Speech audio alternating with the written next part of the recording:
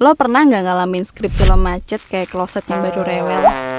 Gue pernah, dan gue nyaris depresi. Oh iya, kenalin, nama gue Dinda. Gue mahasiswa tingkat akhir di universitas negeri yang sangat terkenal di kota Yogyakarta. Selama di kota ini gue happy banget. Dari makanan sampai bajunya, harganya terjangkau semua. Transferan dari bokap gue juga bisa bikin hidup gue kayak ratu di kota ini. Gue bahkan bisa nabung untuk beli skincare. Ya, di sisi lain gue nyadar ternyata kuliah di sini berat. Waktu SMA, gue selalu ranking pertama. Pas kuliah, gue hanya selevel buih-buih ombak laut di selatan. Teman-teman gue bisa ngerjain tugas-tugas dengan mudah. Sementara gue, mikirin judul makalah aja bisa sampai sembelit. Lalu bokap gue bangkrut. Gue terpaksa pindah kos yang lebih murah, meski jaraknya jauh dari kampus. Soal makanan, gue juga harus ngirit. Kadang gue hanya bisa makan sekali dalam sehari. Tiap kali gue di kamar dan lihat botol-botol skincare gue yang kosong, rasanya kayak mau nangis, karena udah gak bisa beli lagi.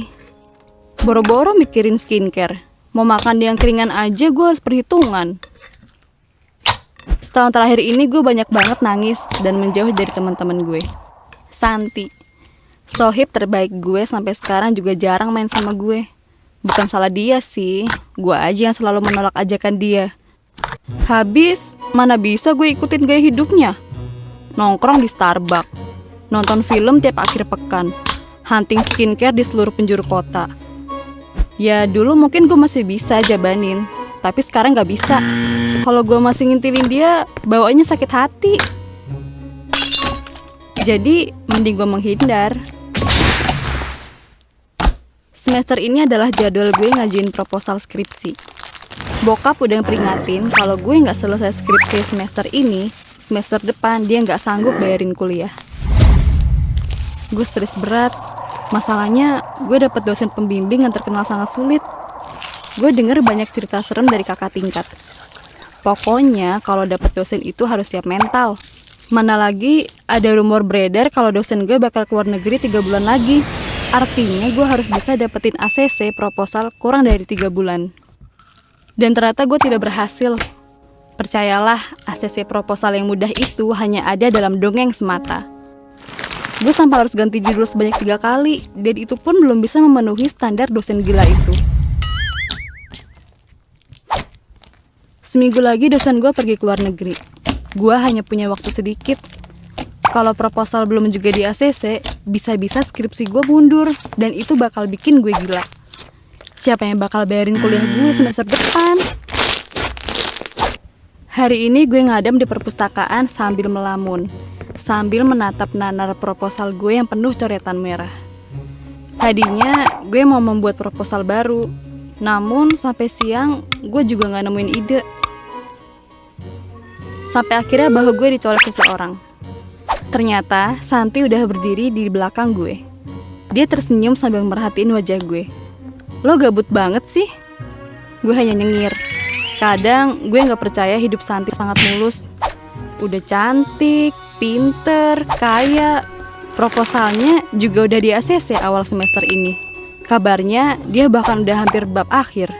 Padahal dosen pembimbingnya sama dengan gue. Kayaknya roda berputar itu nggak berlaku buat Santi. Ditolak lagi? Tanyanya. Aku mengangguk. Mau nggak gue bantuin? Gue dengar Profesor Heidi sedang tertarik pada satu judul. Mungkin agak berat di penelitiannya. Namun gue rasa yang penting ACC dulu aja. Mata gue melotot. Rasanya ada angin segar berhembus di wajah gue. Kalau kamu mau, kita ketemu agak sorean di lantai 3 ya. Di tempat kita biasa nongkrong. Soalnya aku masih ada acara. Gimana? Aku mengangguk penuh semangat dan mengucapkan terima kasih pada Santi. Ya, dia tetap sohib gue yang baik, meski gue menjauh. Hari telah sore. Gue duduk di selasar lantai 3. Di sana cukup sejuk. Hanya ada 5 orang di sana. Gue segera membuka buku untuk membunuh waktu. Belum sampai 5 menit, mata gue berat. Rasa kantuknya gak bisa gue tahan. Gue tertidur dan terlanjak kaget saat kepala gue kejedot tembok di belakang. Saat gue membuka mata, gue baru sadar Selasar udah sepi, dan hari udah hampir maghrib. Santi belum juga datang. Tiba-tiba gue kebelet pipis dan masuk lorong kelas. Kamar mandinya berada di tengah lorong. Saat melintasi kelas di dekat kamar mandi, gue melihat seseorang sedang berdiri di dekat jendela. Gue sempat berhenti, sebab gue tertarik sama cara berpakaiannya. Apa sekarang model pakaian kembali ke vintage?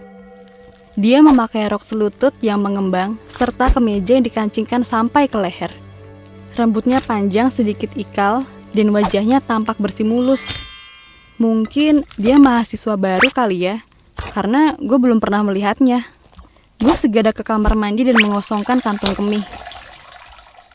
Rasanya lega. Gue mengecek ponsel dan mendapat kabar dari Santi kalau 10 menit lagi dia datang. Gue segera keluar dari kamar mandi. Saat melintasi kelas, gadis itu masih ada. Kali ini dia melambai ke arah gue. "Kamu manggil aku?" tanya gue. Dia hanya tersenyum. Wajahnya emang cantik banget. "Adek baru skripsi ya?" tanyanya. Sebenarnya dia tampak lebih muda dan aku heran karena dia memanggil gue adek. Gue mengangguk keheranan. Bagaimana dia tahu gue sedang skripsi? "Kalau nggak kuat lepasin aja, Dek." Gue semakin terbengong-bengong. Kepala gue kayak jadi ringan gitu. Mata gue jadi sedikit kabur. Gue mengerjap-ngerjapkan mata. "Sini, Dek, ikut aku." Ternyata dia udah berada di luar kelas. Seperti kerbau yang dicucuk hidungnya, gue ikutin dia yang ternyata membawa gue ke kamar mandi. Dia terus tersenyum dan gue merasa wajahnya makin glowing, kayak ada pendar putih. "Lihat di sana," tunjuknya ke atas. Lalu dia berbisik tepat di telinga gue. "Lepasin aja kalau berat." Saat gue mengangguk, seketika segalanya jadi gelap. Gue kayak masuk di tempat yang gak ada cahayanya. Sampai gue dengar suara orang memanggil nama gue. "Din, sadar Dinda, ayo bangun." Gue membuka mata dan melihat wajah Santi yang sangat khawatir. Dia hampir menangis. "Din, gue tahu hidup lo berat, tapi bukan berarti lo bisa ngelakuin ini." "Gue kenapa?" Santi menunjuk ke atas. Sebuah tali menggantung dan terayun-ayun. Gue terperanjat. "Hah? Gadis itu tadi kemana?" kataku nyaris histeris. Santi segera membimbingku untuk bangkit. "Gadis mana?" "Tadi ada gadis di sini sama gue. Rambutnya panjang, pakai rok." Santi menyuruh gue diam. Suasana jadi semakin mencekam. "Pokoknya kita keluar dulu sekarang, cepet-cepet." Santi memapahku dan kami bergegas keluar dari gedung. Perjalanan turun terasa lama dan Santi hanya terdiam. Wajahnya sangat tegang. Barulah saat kami di lantai bawah, Santi bernapas lega. "Ada apa sih, San?" "Din, kayaknya lu barusan ketemu Mbak Yayu." "Hah? Maksudmu Mbak Yayu yang itu?" Santi mengangguk. Seketika badanku kaku. Rumor mengenai Mbak Yayu sudah sering gue dengar. Namun, gue tidak percaya bakal mengalaminya sendiri. Konon katanya, Mbak Yayu ini mahasiswa yang stres karena masalah skripsi, lalu bunuh diri di kampus. Itulah mengapa gaya berpakaiannya sangat kuno, sebab dia memang bukan berasal dari dunia dan zaman ini. Kami segera berlari ke parkiran. Di sana, kami menceritakan semuanya pada Satpam. Dengan inisiatifnya, Satpam itu mengecek kamar mandi lantai 3. Saat dia turun, dia bilang tali gantungan itu sudah tidak ada. Satpam itu menyuruh kami pulang dan menasihati kami agar tidak ke lantai 3 saat maghrib sendirian. Santi mengajakku mampir ke sebuah kafe. Dia memesan teh hangat untuk meredakan gemetar di seluruh tubuh kami. Santi masih memandangku ragu dan khawatir.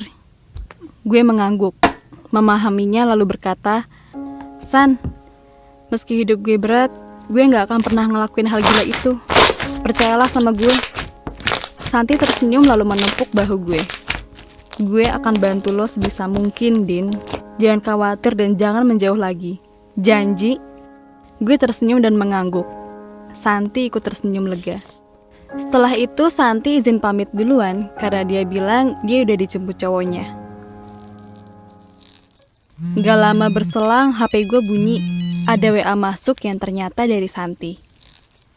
Dia bilang, "Sorry ya, tadi gue gak bisa datang karena ada urusan mendadak."